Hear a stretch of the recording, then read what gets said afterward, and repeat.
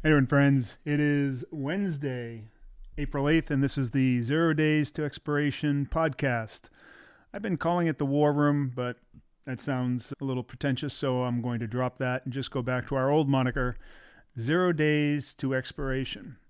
And we are the original 0 Days to Expiration YouTube channel and podcast out on many different venues, Apple Podcasts, Spotify, Amazon, you name it. We're also broadcasting simultaneously on X and here on YouTube.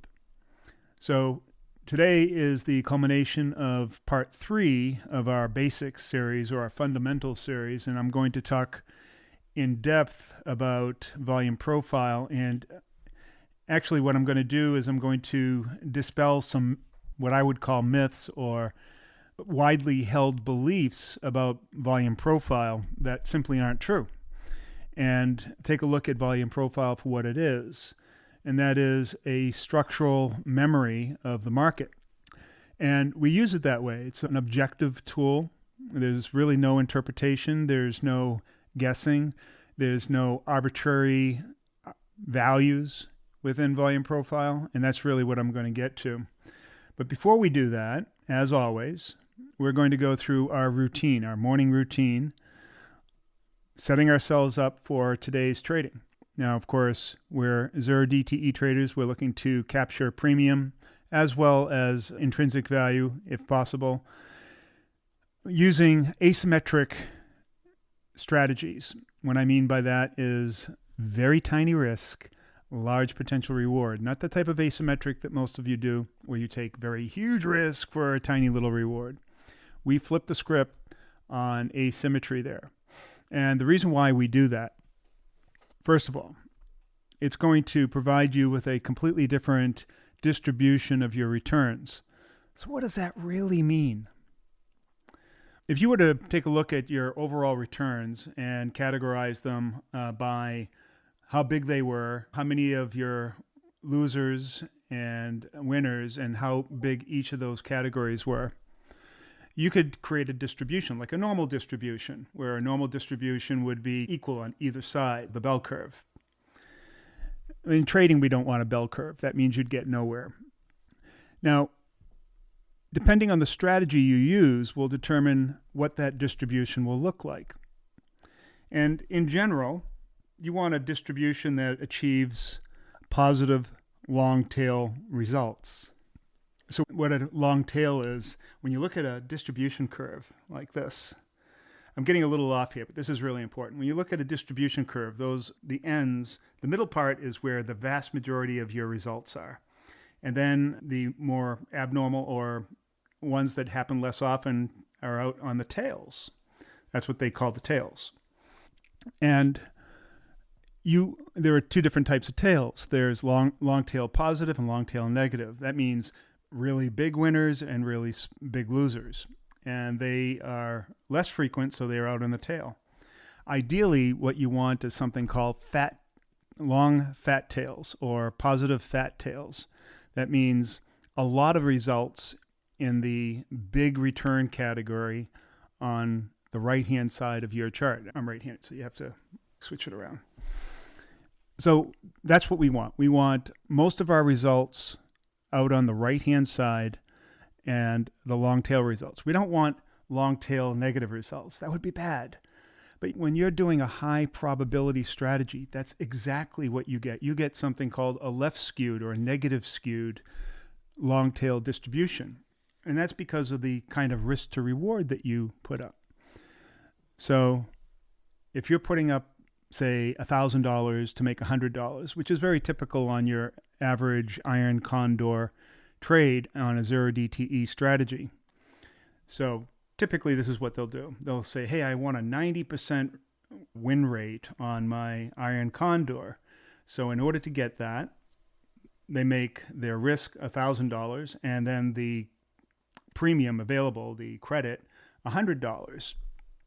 Now they never take the $100. Most strategies will take half of that or 50% of it. Now, that ends up being about 5% of the total risk.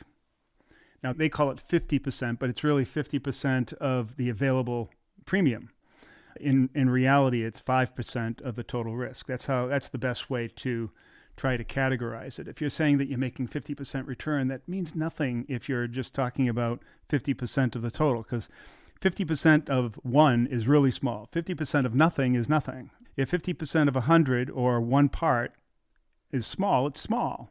So that's the trick that a lot of zero DTE traders play with you, saying, hey, we made 50% of our return. We're doing awesome. And that's just not true.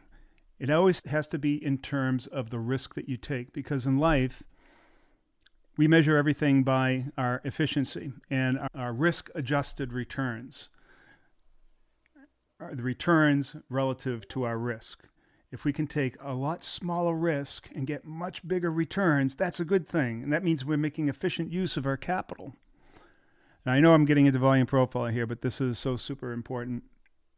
So the distribution of returns for a high win rate strategy is that you make a lot of small little wins. So if you look at that bell curve on the right-hand side, you have a lot of small wins. And I'll bring up a chart to show you exactly what I mean. And I didn't intend to go over this today, but it is so super important to realize what the difference is. And the reason why I'm doing it is that I'm talking about myths and trying to set you straight on the myths of return and what is good and what is bad, or what is optimal, or what feels good versus what actually works. So I'm just going to bring up this presentation and show you what I'm talking about in terms of distributions. I'm sure everybody's seen a normal distribution. And let's bring that up right here. That's not it, but we're going to be doing that soon too. All right, so this is a normal distribution. This is actually a distribution of returns on the S&P 500 since the year 2000. And so you can see the vast majority of returns. Let me explain this a little bit. A distribution is frequency against the frequency of results. So on the x-axis is the size of the return. In the middle, that red line is 0. So everything to the right are positive returns. Everything to the left are negative returns. And the height of the bar is that many times that size return occurs. So you can see in the blue area, they call that one standard deviation, the vast majority of the returns are relatively small. They're under 1%. And then you go into the green area, and that's the 2 standard deviations. And you can see that they drop off dramatically. And then a 3 standard deviation return. These are the really either very negative or very positive on the right-hand side type of return. Here's the right-hand side, and then over here is the left-hand side. These are called the tails. Now, obviously, if we had fat tails or a higher frequency of positive or negative results, that would mean that we're making a ton of money. All right, so this is a normal distribution indicating that about half the returns are either positive or negative, and they're about the same. So you can see that in terms of the size of and the frequency that they happen on each different return value, they're about the same on whether you're on the right-hand side positive or on the left-hand side negative. Now let's go back and we'll take a look at what that means in terms of distributions and the 2 different types of or ways of trading. So here are 2 different distributions that are skewed. Instead of being symmetrical, they're asymmetric. On the left-hand side is a high win rate strategy. U is signifying that's the $0, right? So you can see that in a high win rate strategy, by design, you have a lot of small wins. That's what I was talking about before. But you're taking huge risks too. And so those risks are inevitable. They're going to happen no matter what you do. And some of them are going to be really big. Now, this is called a left or negatively skewed distribution. A negatively skewed distribution results in an equity curve that, let me bring up, let's see, do I have my presentation tool here? No, I don't. I have to bring that up. Presentation, there it is, presentation app. So a left skewed, negatively skewed distribution results in an equity curve, your performance, that is slowly going up like this, and then you hit some of these big losses and you do this. And then you start doing this again, and then you hit a big loss. And then you go up again, and you very might hit that previous high that you had, but it's unlikely because you're eventually going to hit another big loss. And then this is your life, right? That's your life. Tell me it isn't. I know it is. That's the life of 98% of all day traders because they go after this high win rate strategy. That's just a fact. The way we trade is quite different.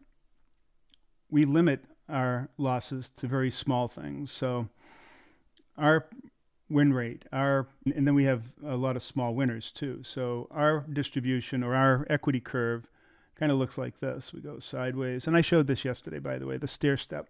We go sideways with winners and losses, and then we make maybe a medium return or maybe a big return, and then we go sideways again and another return, and right? This is like what we do. So it's stair stepping. And sometimes the sideways is a lot, but what isn't happening is we're not doing this. We're not going down. We keep on going up. And so when I said that our tagline is we're going to help you become consistently profitable, independent, and trade at a pro level, what I'm showing you here is consistently profitable and trading at a pro level. This, I don't know how anybody can consider this pro level. Not pro level, yes, pro level. Check mark. So that's what we're after. That's everything about what we do. All right, so let's get rid of this and get on to what we were talking about. Sorry for the distraction. We're going... I have to bring this up every time so that you understand what you're dealing with. Showing you a pro-level way of trading that is going to result in... And there's a lot of other benefits to this as well.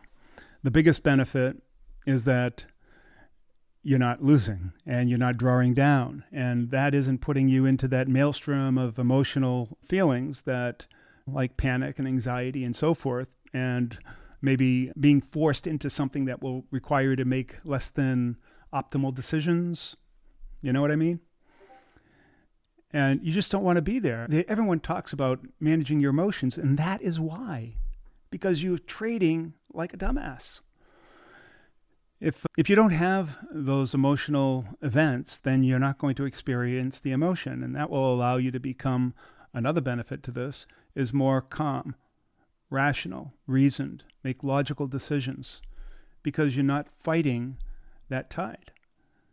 Right? The worst that's going to happen is you're going to go sideways. You're not going to have these big drawdowns. You're going to be there. There's another really big benefit. And there are a number of benefits, but the biggest is this will allow you to compound over time. You stick with it, you're going to compound. That means that you'll increase your position size to a certain amount, and then I know I talked about doing position today as well. We may get to that. That will allow you to increase your position size so that you can continue that trajectory, but at a steeper rate. That's how you compound. This allows you to do that. The other big thing is it allows you to scale your positions very easily, where the high win rate strategy doesn't let you scale without taking huge risk. In other words, you have to increase the size of your risk in order to get that incremental jump up in the scale of your returns, where in our way, you just increase your risk a little bit and the size of your returns, potential returns, dramatically increase.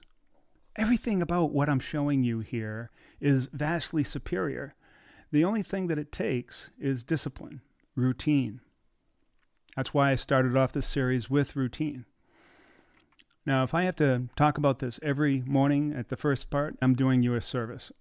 Doing a disservice would be showing you, hey, this is how you make money. Follow me and I'll tell you which way the market's going every day. That's bull.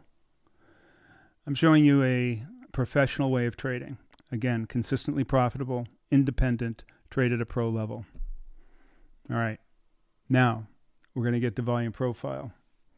Because part of our routine is, in fact, looking at three primary factors. And that is the level of volume or the structural levels of the market, the volatility, and the direction. Speaking of direction, we have a dramatically different direction this morning. We'll talk about that as well. So first step is looking at let's take a look at that direction first, and then we'll get to volatility and market structure. So we can see overnight that, we are way, way up. Oh, I'm not showing it, am I? There we go. We are way, way up. And let me mark off our session boundaries. There's the open right there. The open, you heard the bell. We just opened just a few seconds ago. And here I'm just going to put on what I consider the morning session, the afternoon session, and the closing session. There we go. And we're going to get a chance to mark up the volume profile this morning, because I hadn't previously marked it up because we weren't anywhere in the range of that particular thing. But now, based on the activity overnight, which we all know is an apparent ceasefire to the Iran-U.S. war and opening of the Strait of Hormuz, and I'm sure oil has dropped as a result of that as well. Let's take a look at that. Oh, yeah, down. Holy crap. Oh, man. From its peak of 126, now it's down to 76. That's crazy. That's crazy. So oil has dropped dramatically. The VIX has also dropped tremendously. It is down now about 22% from yesterday. The S&P is up dramatically. This is the E-mini S&P futures. Let's take a look at the SPY. Oh, it's hard to see here. Let's zoom in. Here's the SPY way up here.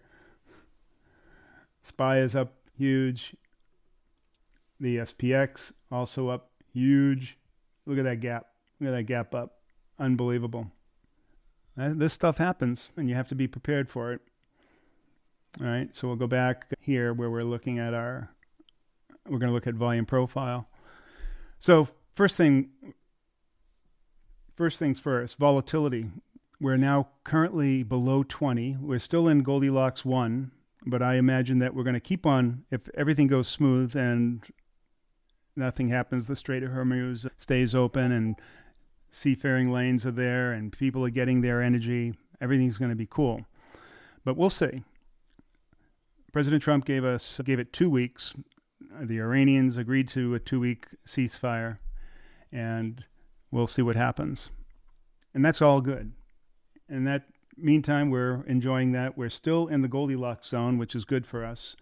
That means that we're trading between 30 and 40 wide. We're near the bottom of it, so I'd say that we're probably 30 or 35 wide now. Yesterday we were looking at 40 wide because we're right in the middle. But now we're adjusting to that, and if you're wondering why, go back to some of the previous episodes and you'll learn exactly why we adjust that based on the level of VIX and the rate of premium decay. So we're 30 to 45 wide, or 30 to 35 wide. And let's take a look at our direction. Now, the way I do that is typically take this and look at it in a daily chart. And what I'm really looking at here is this moving average. It's hard to see right here, but it's this purple line. I don't know if I can, yeah, there it is. See the purple line? And that's this is the Hull moving average. We use the Hull suite on TradingView. The reason why I use it is it has this nice big wide band and it's hard to see, or it's hard not to see. So when it's the down color, it's really easy to see. When it's the up color, it's really easy to see. And so that determines basically the direction that we're going to trade in. Now, we're not trying to pick direction on any given day. We're just trading in the direction of the trend. And previous episodes, I've talked exactly why and where our edge comes from there. So we're going to be looking for out-of-the-money butterflies, calls above the market. All right, let's go back to... Oh, before we go back, we need to mark all of this up because we don't have any of this stuff And so we'll turn off the hull suite and we'll turn on our volume profile. And we'll see that we have all these different lines here, but we don't have lines covering up here because we haven't been up here for a while. Now, you can also see that we've crossed a chasm here. This is really big stuff because of what has actually happened. Let's see if we can get more in here. I want to explain exactly what's going on here because this is very important. We'll turn off the lines so that you can see very clearly that you see this big open area here. We call that a volume. It represents a lot of low liquidity. And yeah, there is a kind of a child node that is breaking it all up, but it is still a big area of low liquidity, particularly right here. And you'll see that we just cruised right through there because there was very little resistance. And now we're up in this major node up here. So what we have to do is we have to mark this up and identify the structural levels by drawing the edges of these nodes and the deep crevices as well. So that's what we're going to do. We don't need all of this information. We can get rid of it up to here because this is all we're dealing with. That makes it a little bit easier for us to see what we're drawing. And all right, so we're up here. First thing I usually do is tag these deep crevices because they're easy to see. And why do I do that? Think about it. Look at this one price right there, that deep black area right there. No one's trading that. Why? It doesn't matter why. It's just that it is. So the market is setting up that as a no-go level for whatever reason. And it's persistent over a long period of time. So we're going to tag it or mark it up. And we'll also look at some of these others up here. These I'm going to treat a little bit differently. So those are our two deepest crevices that we can see. The next thing I'm going to do is identify the edges of the nodes. So this is the bottom of a node, and bottom of nodes I always make green and make them a little thicker. And then tops of nodes, I make them red. And so what I'm doing is I'm trying to get the longest edge where there's volume to no volume. So I'll just put it right about there. And you'll see why when I zoom in and I make those red. And there's a level right there that's very important. That deserves another yellow line. So we'll put that right there. Make that yellow and thin. All right, and then there's another node up here. So let's grab that. I'll just copy this one. I'm going to just do a Command C, Command V, and then just drag it up there, right there. I'll do the same thing for this red one and drag it right up. So here's the thing. Should I put it right there? Should I put it up here? I'm going to put it right here. All right. So a couple more features I want to get right in there. Let's see, where do I want this? This one's tough. There's a lot of movement right in here, but I think right about there is appropriate.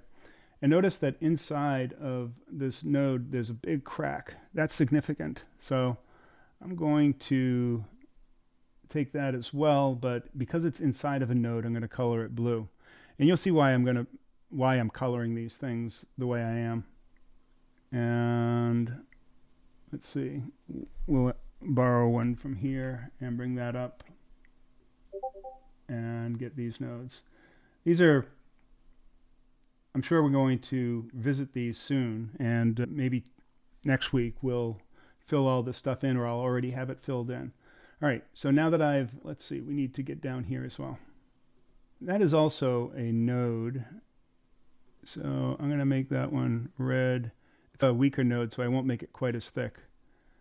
And then the bottom of that node, I'm going to say right there, and I'll make that one green. And you'll see all of this as we go on. And probably need a yellow line right there. So let's grab one from down here. We'll copy it and then drag it up there a little faster. Right in there, I think. Okay. So now I've sufficiently marked this up. And what I'm going to do now is go into a date a day trading time frame. I like 5 minutes. And once I've done that, you'll see the efficacy of what I've done. We don't need the volume profile anymore because we already got the maximum price action from before in order to draw these lines. And we're going to use these lines to, these are the structural levels. We're going to use them to create our scenarios on where we think we're going to trade, or where the trading event is where we'll be compelled to enter a trade. We don't enter trades on the trading levels.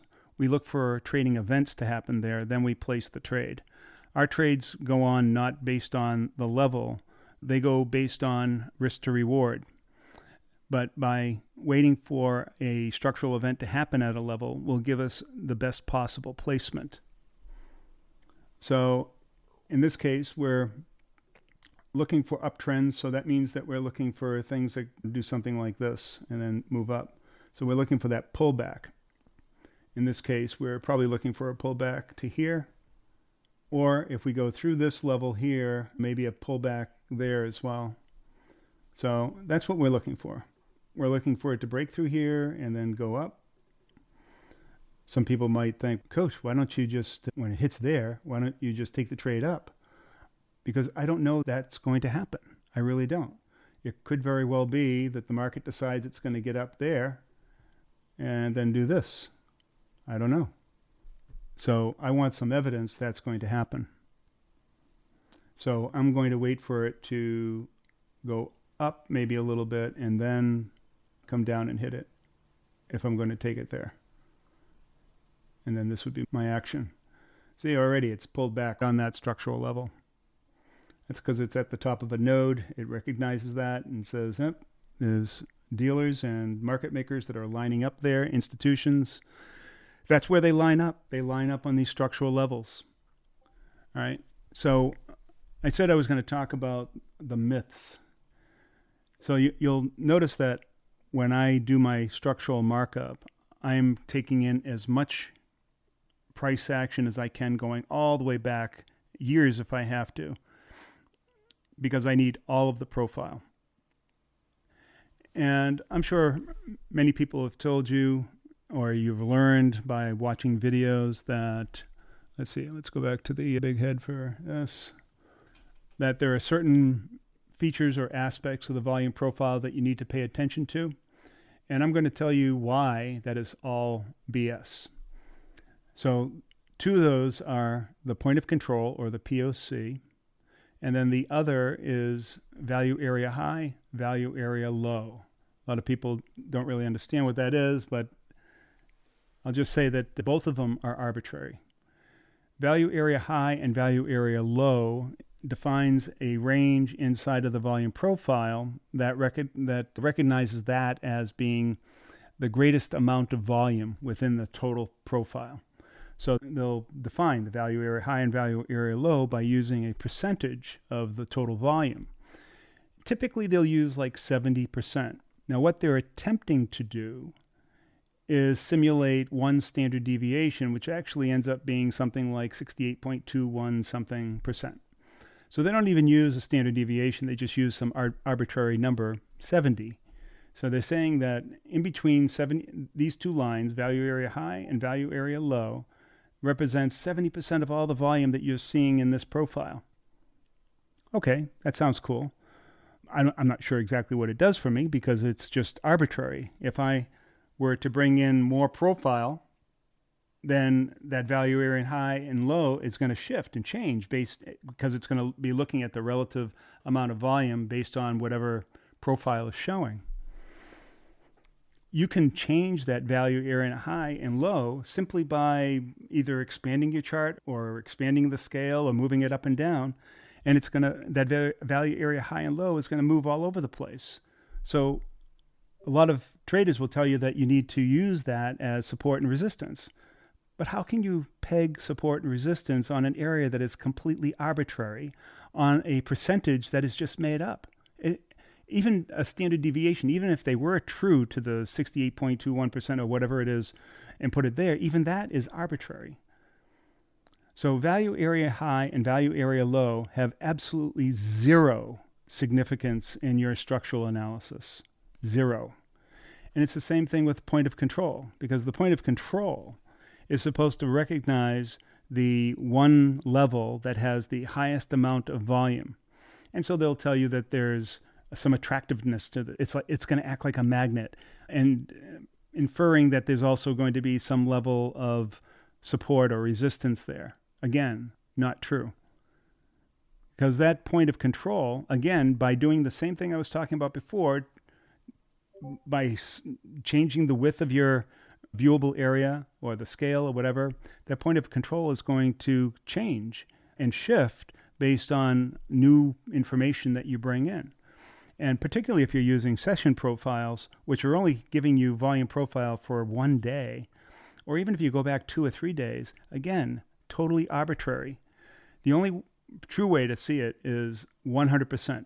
But point of control, it all depends on your perspective. It's just like value area high and low. It is also arbitrary. Point of control, value area high, and value area low are myths. They're worse than myths. They're lies. They're lies by using numbers, relative numbers. They mean nothing, so why use them? We only look at objective evidence, where the volume was and where it wasn't. And we get all the evidence, not just a part of it. We go all the way back to whatever price action there was within our tradable range and get all of that volume and then mark it up. And you may wonder why. After you start watching the markup of my volume profile for some time, maybe just even after just a few days, but certainly after weeks or months, you'll start realizing the genius of this, that we are picking off levels that have real-time influence over the market. Real-time. Because it's real-time, it has some level, I don't like to say prediction, but it has some level of predictive value. It has, at the very least, the ability to create the kind of scenarios that I did just a few minutes ago. Creating those scenarios thinking, okay, I don't know which way it's going to go, but I'm going to be looking at that as a potential. All right. And so we'll go back to the chart now and take a look at what's happened, what's transpired. And why don't we zoom in a bit so that we can see this in a little bit more detail. So we can see very clearly that the market bounced right off of there. And so I am probably looking for an event to happen off of this level right here. All right? So we can say something like that.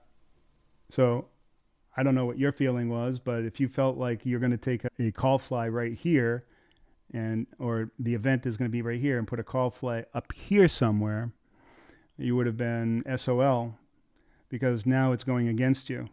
Now, if I find that there's some level of support right here, and then I take a fly up here somewhere, now I've achieved something worthwhile. Again, we're looking for this type of action, always that pullback. And the pullbacks invariably happen at structural levels. That's why we do them. I don't know which scenario is going to play out, but I'm going to be prepared for all of the scenarios. That's the key. All right. So this is where this looks like what we're going to be pegging our entry event off of. Now, it could hit here and bounce. It could hang out here for a while and then bounce, or maybe it will just drive right through and start going down again. This market's fluid. Anything can happen. All it takes is a few words from the right politician or the wrong politician, or the right world leader or the wrong world leader, to change this dramatically. We're looking now, notice that it didn't actually hit right on it. It doesn't have to hit directly on it. When I drew this, I was using a daily chart, which has each one of these bars that we're looking on a 5-minute, actually there are 88 of them in one single day bar. So to think that I'm going to get these levels perfect every time, that's just not possible. Plus, the market isn't perfect. It's literally millions of participants that are all fighting with different ideas of what is right or wrong or the truth. The only real truth is where the market goes. But you can see very clearly that the market is paying attention to these levels. And I believe that we'll probably get a trading event right here. All right. So now I've given you the basics, and I'm going to show you how that translates to our fly on the wall tool. And this is the cool part. Let's see if we can bring this up. There we go. So this is our fly on the wall tool. And you'll see it and notice that it looks a lot like a trade. I'm not showing it. Ernie, you dummy. I have to bring this over here and then show it. Firefox. There we go. So this is the premier tool for our trading service. Our trading service, of course, is 0 days to expiration. You can get to it by going to either 0-dte.com. That's where our coaching service originally originated, or go to flyonthewall.ai. Flyonthewall.ai. And you'll be able to join this service. There's a trial right now, so take advantage of that. And with that, you'll get our Discord access where there are a bunch of like-minded traders hundreds of traders that are all trading this strategy. And you'll also get access to this tool, which is, in my view, the premier 0DTE trading platform. It's constantly under development, and very soon you'll be able to hook this up to your favorite broker and then send trades directly from it. But as an analytical platform, there's nothing that compares to it, even Thinkorswim. In fact, this is a much stronger platform than Thinkorswim in terms of what you're going to get. Now, we were talking about volume profile. Have you ever seen a risk graph let's see, there it is, that can bring volume profile up right behind it, so you can actually see where those structural levels are. And we can even, I don't have the structural levels mapped out yet. We can even bring up the GEX and see where the GEX is in relation to here. So now this isn't the trade that I'm putting on. I'm just using this as an example. But let's do that. Let's see. Here's the GEX and the volume profile. Let's see if we can put on a trade, assuming that we have an event. All right. And let's say that this is our structural event right here. So our strategy is that we're putting on a long call fly. It has to have the kind of asymmetry that we're looking for, that risk to reward. But what's the best price to pay? What is the best price to pay? We're looking for a price that has convexity. So there's a new word for you traders. Convexity is the key to all of this. We're looking for convexity because that is the point where the payoffs are the biggest. Convexity is that point where, convexity on a hockey stick graph is the elbow of the hockey stick. Convexity is that point where on exponential graphs where it starts pointing up, it's that elbow. We're looking for prices that are right on that elbow where they change dramatically. The price where most of the rest of the market has decided that, it's not for me. That's a little bit too far out there. That's exactly what we want. We want that price because that's where the biggest payoff is. We'll be able to get the best risk-adjusted return right there. And I'll show you why in a second, but just trust me on this. That's what we're looking for. Now, I'm talking when I should be acting and missing an opportunity here, but I'm just trying to give you the setup for this. That opportunity was actually right around here. So now I'm going to put on an asymmetric trade, and that's going to be above the market somewhere here. This is interesting. It's very interesting. We're not really that well filled in. Let's see. Are we going to get a different view? Yeah, what we're seeing here, there's not a lot of pricing up here, and that's because the market is, you can see that on the put side, there's much more. Oh, sorry. I keep on pressing that. On the put side, there's a lot more continuity and trading going on than on the call side. That's telling me that there is a little bit of hesitancy for the market It's just not being priced well over here.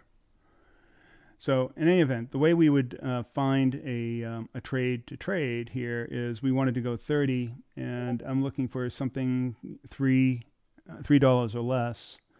And my $3 trades start right around here. Here's one for $3.19, but just 2 strikes more is this guy here for $2.21. So I'll put that one on. So this is the trade that I'm interested in. Now, some of the features of this tool, really cool. We'll go over them in great detail some other time, but I just want to show you quickly. If I don't like, so here, this yellow line spot, if I don't like exactly where this is, I can just drag it a little closer. And you'll see it adjusts immediately, gives me the price for that trade. This trade here is $3.21, or I can go a little further out, $3, $2.79, $2.59, $2.63. So I don't have to go very far. Now you may wonder, why would I want to do that? I'm pushing it much further out. And that's okay. And I'll show you why. So yes, price is right here. And I'm pushing the fly further out. But what's happening there is as I push it further out, the debit, which is from here to here, starts getting less and less. And then the ratio between the debit and my potential profit, or the risk to reward, is starting to increase. Right here, it is about $2.63, and the potential of that is $30. So this distance right here is 30 minus 263. 30 minus $2.63, right? Or $27.37. There's $2,700.37 of potential here, and only $2.63 of risk. So if I divide that 26 into there, then you're going to get our risk to reward, and you'll find that it's about 1 to 10, 1 to 11. I'm just doing that math in my head, but that's about what it is. It's a little bit over 1 to 10. So it's a 1 to 10 risk to reward ratio. Now, but you're saying, it's too far. Au contraire, it may be too far, but now my risk-adjusted returns are much better. I don't have to go very far in order to make a lot of money relative to the risk. And if I get closer here or anywhere in this area, which is difficult to tell here, because if you're looking at the GEX right now, let's go to a call put point of view. Even that is really not showing us. It's almost all calls. That's something. Look at an absolute value, call puts, or net value. Yeah, but it's still thin. Volume is very thin and spotty. But in any event, we don't have to move very far towards our strategy to make a lot of money. So if we moved up, say, let's see where we're at right here, it's 67.74. A 20-point move up here would net us around $110 per the risk. That's about a 40% return. Of course, this is going to be moving up over time. Let's take a look at how this curve will behave. All right, this is a little later in the day, what it will look like. I can lock in on the 267, and we can see if we are in this area here, even if we're not inside the profit tent, if we end up right about here or so, we can still get 100 to 200% return out here. And if we do get into the profit tent, we'll get as much as 1,000, 1,100% return. So that's why we do it. If we miss and our risk is small, then it's no big loss. If we hit even slightly, then we're getting anywhere from a 50% to 1,100% return. And that's what we're after. All right. So that's how you use fly on the wall. And again, like I said, we can take this and submit it directly to market right here. Here's our confirmation order. And we can then send that. But that's for another day. If you don't like the symmetrical fly, you can grab one of these legs and take a look at what a broken wing might look like just by dragging the leg. I don't think there's any other platform that has that capability. Again, an asymmetric return. Fantastic payoff. It's a little later in the day. We can adjust that. All right. Let's go back to Coach. There we go. So that's fly on the wall. Fantastic tool for analyzing zero DTE trades, providing what-if analysis.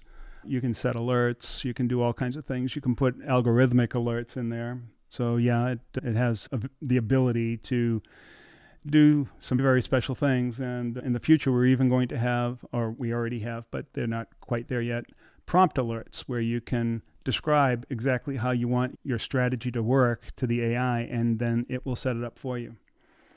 We'll be talking about fly on the wall in great detail. So that's really it. We're looking to, every day, come up with our 3 things that we need to do: volatility, direction, and that trading event, that structural level. Put on an out-of-the-money butterfly that has good risk to reward, or good risk-adjusted potential reward. If it moves in our direction, we manage that profit, and we'll go over profit management in great detail later on. We'll see if this trade works out. I haven't actually put it on yet, obviously, because I'm talking to you, but it looks like that is going to be the area where the trading event's going to happen. So I'll just bring that back up here so you can see that area that I put that little box here. We've come down and we've hit it several times. And as you can see, it's just right about where that bottom of that node is, which isn't any big surprise for me, but that is the event. When price gets down here, then you're going to get your best price up here. Oh, by the way, there's another view that you can get with fly on the wall, which is really cool. Again, another view that nobody else has. And let's see, let me get this back to where it was. I believe this was the trade or something close to it. It's 30 wide, just under $3.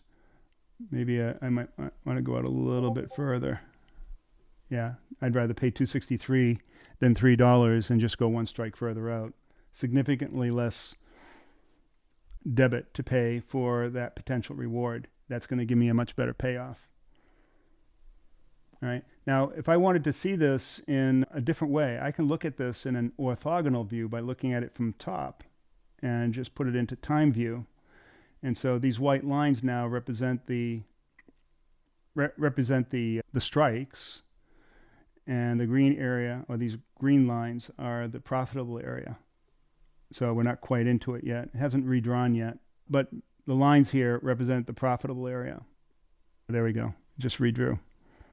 So over time, that's where it's going to be. So this is as we go further and further into the day. This is a 1 DTE, by the way.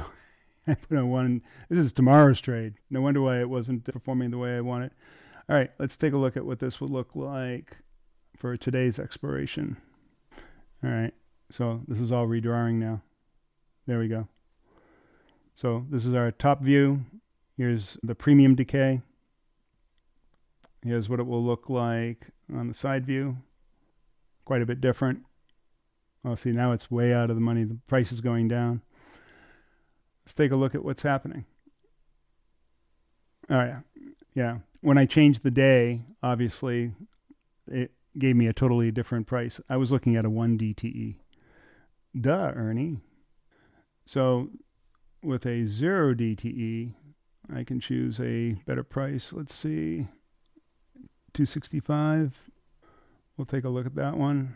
We don't need this one anymore.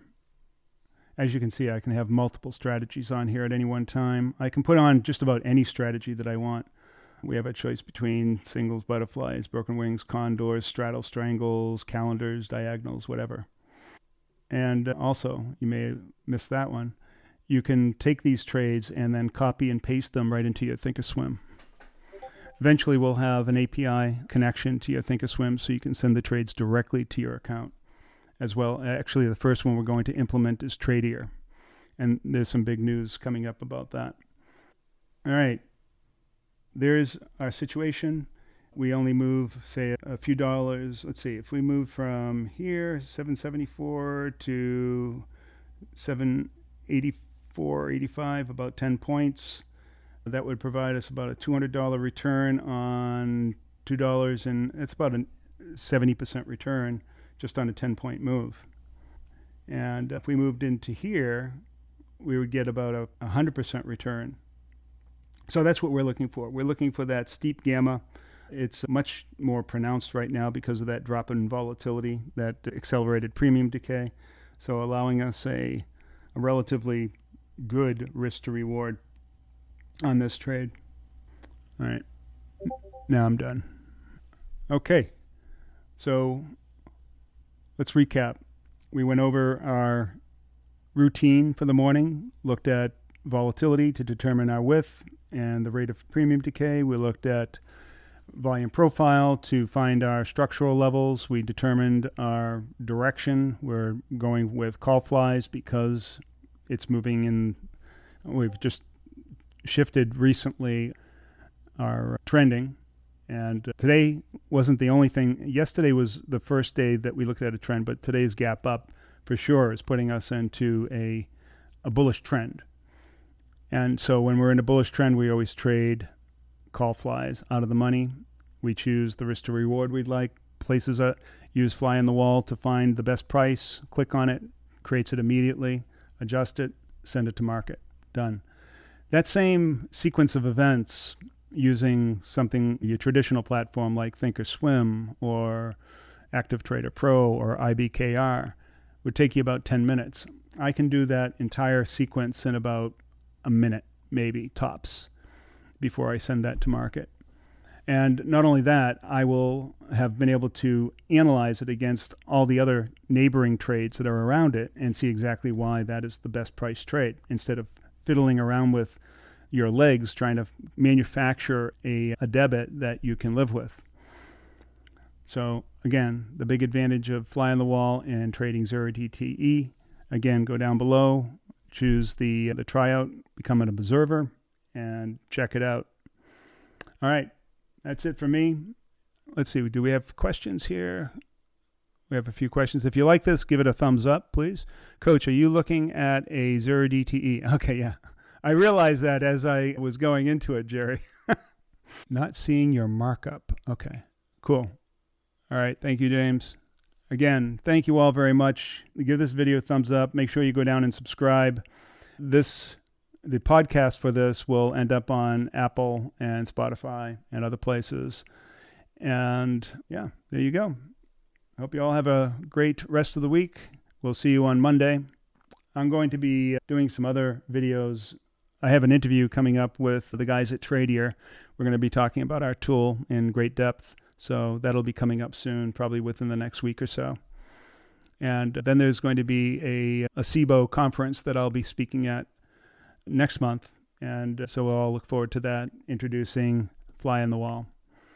So that's just some far off things that I thought I'd tell you about. Other than that, hope everybody has a great day. Coach Ernie, out.